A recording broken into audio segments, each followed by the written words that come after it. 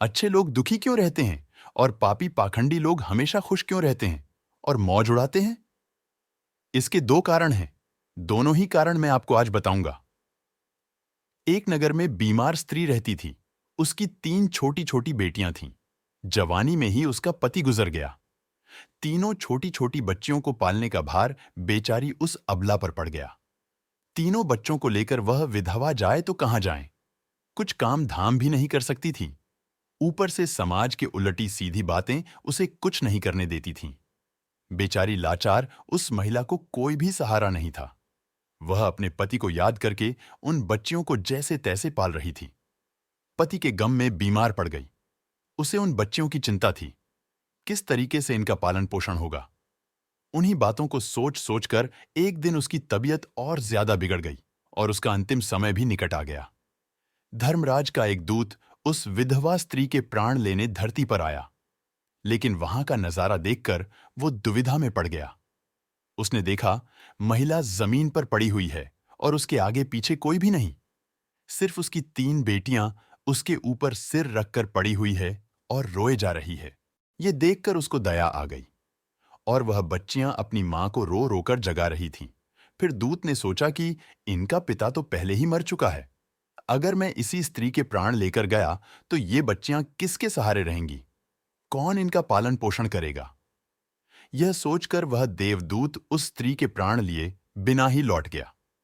धर्मराज कहते हैं, तुम तो उस स्त्री के प्राण लेने गए थे, फिर खाली हाथ कैसे आए? तब देवदूत कहता है, हे स्वामी, मेरी गलतियों को क्षमा करना। मैं चाहकर भी उस स्त्री के प्राण नहीं ला पाया। अगर मेरी जगह आप होते तो शायद आप भी खाली हाथ ही लौट कर आते। मैं उस महिला की बच्चियों का दुख नहीं देख पाया। वो रो रही थी, अपनी मां को जगा रही थीं। उन्हें वहां देखने वाला और भी कोई नहीं था। यदि मैं उस महिला को लेके आता तो उन बच्चियों को कौन देखता? उनका पालन पोषण कौन करता? पृथ्वी लोक के मनुष्य तो इतने स्वार्थी हो गए हैं कि बिना मतलब के तो कोई किसी का सहारा भी नहीं बनता। यदि कोई मदद करता भी है तो बदले में उम्मीद करता है या फिर उसे अपने एहसान के नीचे जीवन भर दबाकर रखना चाहता है। देवदूत कहता है कि स्वामी, उस महिला को थोड़ा और समय दिया जाए ताकि वह अपनी बच्चियों को पाल पोस कर बड़ा कर सके। देवदूत की बात सुनकर धर्मराज उसे डांटते हुए कहते हैं, अरे मूर्ख, ईश्वर की बनाई गई सृष्टि में उनकी मर्जी के बिना कोई भी घटना घटित नहीं हो सकती। उसके मर्जी के बिना न किसी को जीवन दे सकते हैं और न समय से पहले मार सकते हैं। ईश्वर जो करता है सबके साथ अच्छा ही करता। तुम कौन होते हो? विधाता के नियम को बदलने वाले हैं। तुमने उस महिला को ना लाकर ईश्वर के नियमों का उल्लंघन किया है। तुमने बहुत बड़ा अपराध कर दिया है। इसीलिए तुम्हें इसका परिणाम भोगना ही पड़ेगा। जिस पृथ्वी के मनुष्य से तुम्हारी ममता है, उस पृथ्वी पर मनुष्य बनकर अपना पाप भोगो। देवदूत कहता है कि हे स्वामी, धरती लोक से मेरा उद्धार कब होगा और कैसे होगा? धर्मराज कहता है, धरती पर जाकर तुम अपनी मूर्खता पर 3 बार खिलाकर हंस दोगे, तब उस समय ही तुम्हारा उद्धार हो जाएगा। इतना कहकर धर्मराज ने उस देवदूत को धरती पर ढकेल दिया। वह धरती पर मनुष्य शरीर में आ चुका था। उसके शरीर पर वस्त्र नहीं थे। धरती लोक का एक नियम भी है, जो मनुष्य जन्म लेता है उस समय वह नग्न ही होता है। देवदूत ने जन्म तो नहीं लिया और वह निर्वस्त्र ही एक सड़क के किनारे पड़ा ठंड से ठिठुर रहा था। वहां से एक मोची गुजर रहा था। वह मोची अपने बच्चों को ठंड से बचाने के लिए कपड़े लेने जा रहा था। रास्ते में ठंड से ठिठुरते एक नग्न व्यक्ति को देखकर उस मोची को दया आ गई। उसने अपने बच्चों के तो कपड़े नहीं लिए, लेकिन इस देवदूत को कपड़े और कंबल जरूर खरीद दिए और कपड़े लाकर उस देवदूत को दे दिए। देवदूत कहने लगा, भाई, आपने मुझे कपड़े देकर मुझ पर बहुत बड़ा उपकार किया है, लेकिन कपड़े देकर आपने मुझे ठंड से तो बचा लिया, लेकिन मेरे पास ना कोई घर है और ना कोई परिवार है और ना ही कोई भोजन का साधन है। तब मोची बोला, हे भाई, तुम मेरे घर चलो, मैं तुम्हारा सारा खर्चा उठा लूंगा। और वह मोची देवदूत को लेकर घर पहुंचा। उधर मोची की पत्नी ने देखा, उसका पति तो बच्चों के कपड़े लाने गया था। कपड़े तो कुछ लाया नहीं, उल्टा एक आदमी को घर बुलाया है। पत्नी अपने पति से झगड़ने लगी और उसे भला बुरा कहने लगी। यह देखकर वह देवदूत बहुत जोर जोर से हंस पड़ा। मोची ने पूछा, अरे भाई, तुम हंसते क्यों हो? ऐसा क्या देख लिया आपने? तब देवदूत ने कहा, भाई, मेरी हंसी का रहस्य मैं आपको नहीं बता सकता। समय आने पर मैं तुम्हें स्वयं ही बता दूंगा। देवदूत मोची के घर में रहने लगा और कुछ ही दिनों में उसने मोची का सारा काम सीख लिया। देवदूत के द्वारा बनाए गए जूते और चप्पल खूब बिक रहे थे। कुछ ही दिनों में मोची धनवान बन गया। दूर दूर तक उसके जूते फेमस हो गए थे। यहां तक कि राजा महाराजा भी उससे जूते बनवाने का आदेश देते थे। जब वह देवदूत उसके घर आया था, उसकी तो किस्मत ही चमक गई थी।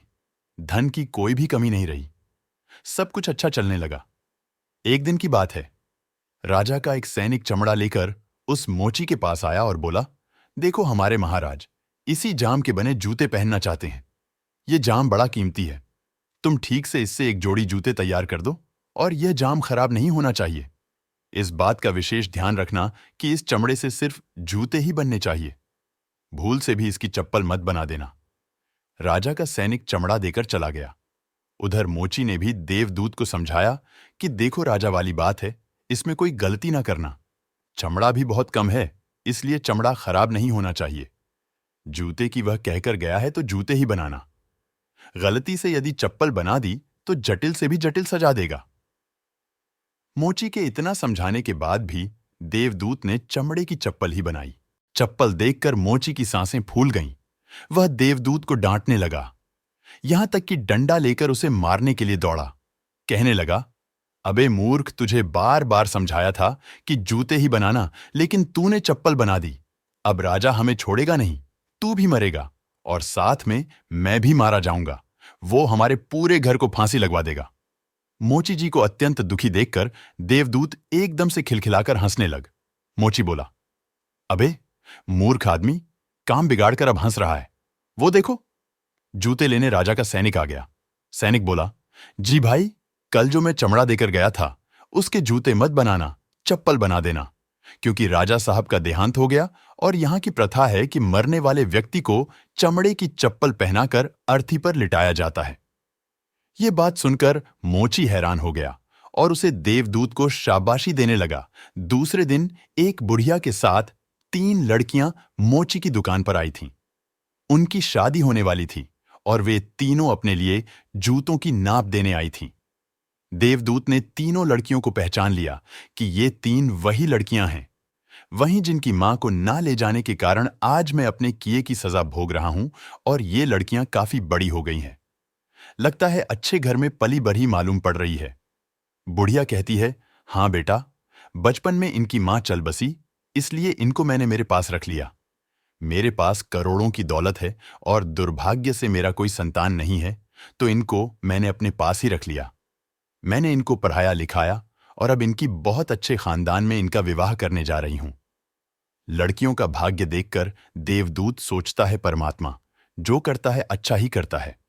अगर इस समय इनकी मां नहीं मरती तो आज ये भूखमरी और दरिद्रता में ही पड़ी रहती। इनकी मां के मरने के बाद आज तीनों लड़कियां बहुत बड़े घराने की बहू बनने जा रही है और इस बुढ़िया की करोड़ों की संपत्ति की मालकिन भी बन चुकी है। ये सब देखकर देवदूत अपनी पहले की मूर्खता को सोच सोचकर जोर जोर से हंसने लगा। मोची ने पूछा, आप क्यों हंस रहे हो? अपनी हंसी का कारण बताओ। देवदूत मोची से कहता है, मैं एक देवदूत हूं और अभी जो ये तीनों लड़कियां जूते की नाप देकर गई है, इनकी माता को मैं लेने आया था, लेकिन उस समय ये तीनों छोटी छोटी थी और इन पर तरस खाकर मैं इनकी मां को नहीं ले गया और इनके पिता का पहले ही निधन हो चुका था। इस कारण मुझे धर्मराज ने श्राप देकर धरती पर भेज दिया। मैं बिना कपड़े के एक सड़क के किनारे पड़ा था, तब तुम मुझे अपने घर ले आए। उस समय तुम्हारी पत्नी तुमसे खूब लड़ी थी, क्योंकि तुमने अपने बच्चों के कपड़ों के पैसे से मेरे लिए कंबल और कपड़े खरीद लिए थे। तब मैं पहली बार तुम्हारी पत्नी की मूर्खता को देखकर खूब हंसा था, क्योंकि तुम्हारी पत्नी उस लाभ को नहीं देख पा रही थी जो मेरे आने से तुम्हारे घर में होने वाला था। और दूसरी बार हंसी मुझे तब आए जब तुम राजा के जूते नहीं बना सके और तुम डंडा लेकर मेरे पीछे भागे। उस समय तुम राजा के बारे में सोच रहे थे, लेकिन तुमको यह नहीं मालूम था कि राजा के साथ क्या घटना घटने वाली है, जिसके कारण राजा को जूतों से अधिक चप्पलों की आवश्यकता पड़ गई। कई बार ऐसा होता है। हम चीजों को देखकर या सोचकर दुख मनाते हैं जो हम उसे देख नहीं पाते, और वह जो होने वाला होता है। कई बार परमात्मा हमारी भलाई के लिए हमारे साथ बुरा करता है, पर हम उसे देखकर भगवान को कोसते हैं। हम उस अच्छे को नहीं देख पाते जो हमारे साथ भविष्य में होने वाला है। कई बार हमारे साथ वर्तमान में अच्छा होता है तो हम बहुत खुश होते हैं, लेकिन हम यह नहीं देख पाते कि भविष्य में क्या होने वाला है। हमारे साथ दो तरह की घटनाएं होती हैं, अच्छी और बुरी, लेकिन हमें हमेशा यह सोचना चाहिए, भगवान जो करेगा अच्छा ही करेगा। यह सोचकर आगे बढ़ना चाहिए।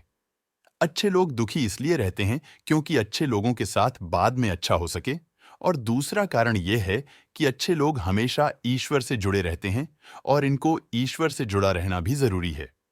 अंत में देवदूत मोची को सब कुछ समझाकर वापस धर्मराज के पास चला गया। इस वीडियो को बोलते समय कोई त्रुटि हो तो मैं क्षमा चाहता हूँ। उम्मीद है आपको वीडियो अच्छा लगा होगा। हमारे इस वीडियो को लाइक करें और चैनल को सब्सक्राइब करें। कमेंट में लिखें, जय श्री कृष्णा। वीडियो देखने के लिए धन्यवाद दोस्तों।